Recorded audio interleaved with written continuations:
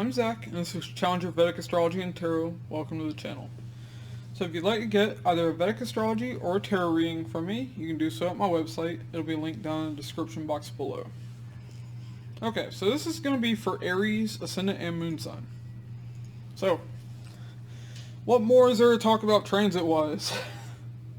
There's a lot going on transit-wise in April, but now let's talk about the Mercury Retrograde. So, first we had the eclipse, and then Jupiter going into Aries, and then Mercury retrogrades the same day Jupiter moves into Aries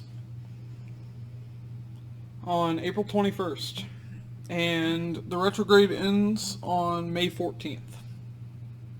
Okay, so first off, what's Mercury retrograde really about? I'm sure you hear all kinds of things from other YouTubers and stuff, other astrologers. So, what a Mercury retrograde's about? First off, Mercury represents communication. Mercury represents travel. So, Mercury, when it's retrograde, you will notice that there's issues with communication. Now, this can include communication between devices, so electronics fail to work when Mercury's retrograde. There will be travel issues that come up if you're trying to travel, or somebody's trying to travel to you. Just travel and communication and electronic issues are the main things that you'll notice. But that's not the most important thing with the Mercury retrograde, and this is the part that most people leave out. So, what's the most important thing with a Mercury retrograde?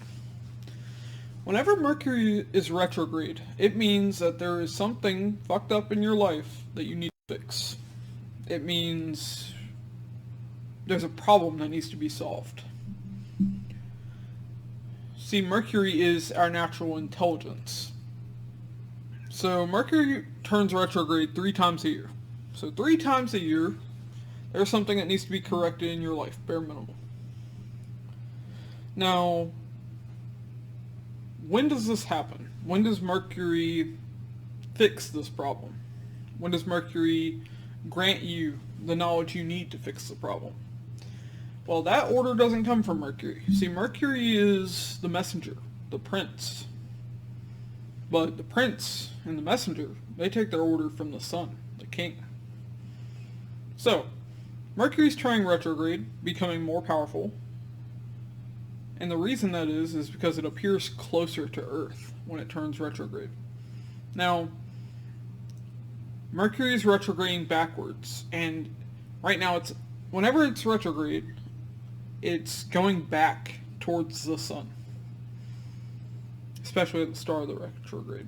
So, when Mercury is going to meet with Sun's exact degree, that's when you get the solution.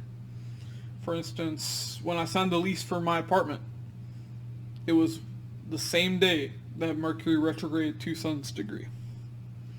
Now, that's going to happen on May 1st. So that's when you will get the solution you need. Now, what house is this affecting for you? This is your first house, Aries. So this is your overall life path. Aries is also your health, your body. So, you could have some health issue that you won't solve until May 1st. It'll be like May 1st, could be like the day after. But that's when you will see this effect take place. You will get this solution. Now, another thing I want to talk about in this video is Pisces. Now, why is Pisces important right now? It shouldn't be important, right? Because Jupiter just left Pisces. Well, that's the issue. See, Jupiter was in Pisces before. But there's this thing called malefic hemming in Vedic astrology, where when malefic planets are on either side of a house, they hurt that house.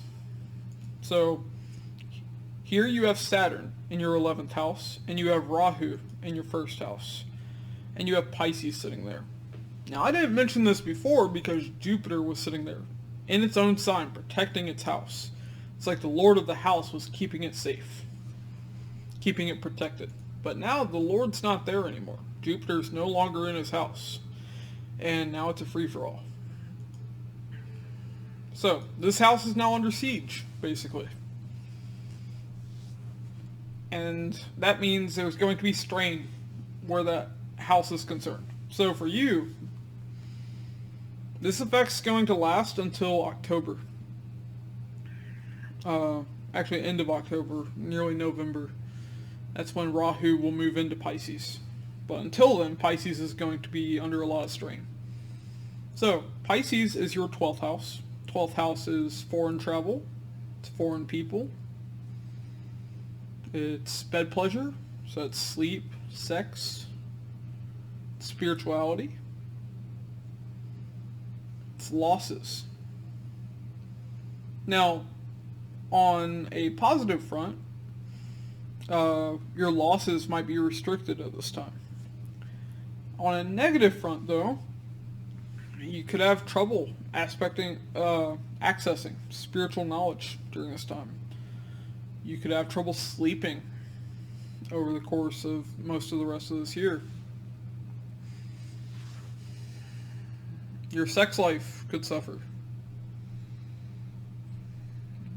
If you were wanting to take a foreign trip, that might not be able to happen.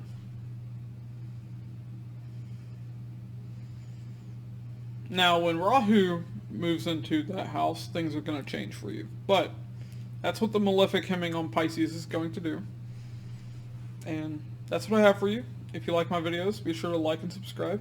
It really helps me and the channel out. And I'll catch you in the next one, Aries.